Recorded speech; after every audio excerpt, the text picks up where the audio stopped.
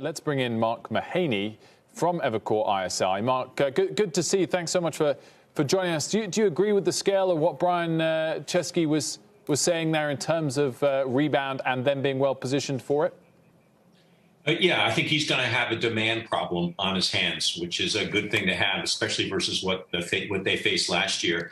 The steps they're taking are trying to create liquidity amongst hosts. That's the right thing to do. I think they're going to have more of a demand problem, a rebound, if you will, than Expedia and Booking, because alternative accommodations really stepped up in terms of consumer usage because of COVID. And then they've got a very strong exposure to the North American U.S. market, which is recovering faster than the European market.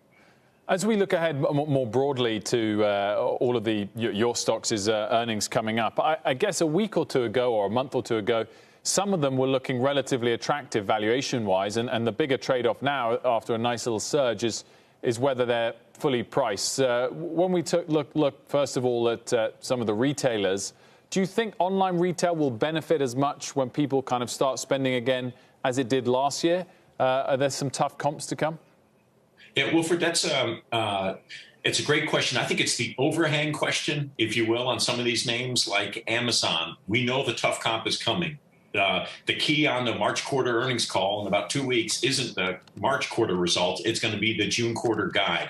Does Amazon think that it can sustain premium revenue growth on the tough COVID comps? We actually think it can. We think that's actually going to be the unlock on the stock. And the best data point I have for that is what came out yesterday, which is that first quarter online retail sales in the U.S. grew at a faster rate than they did in any of the prior 3 quarters. It's not like we had a COVID pop in terms of online retail last summer during the worst parts of the pandemic, hopefully.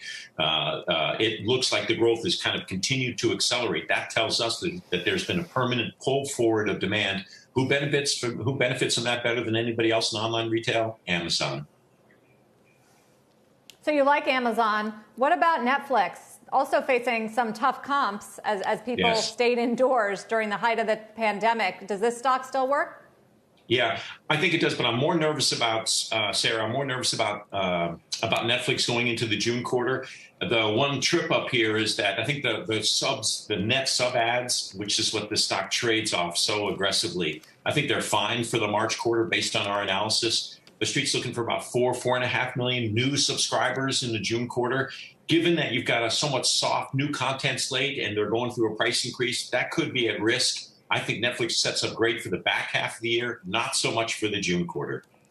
Mark, I'm being told one final question, so I'm going to have to make it a broad one and focus on the names that are super geared towards advertising revenue. Which is your top pick of those and why?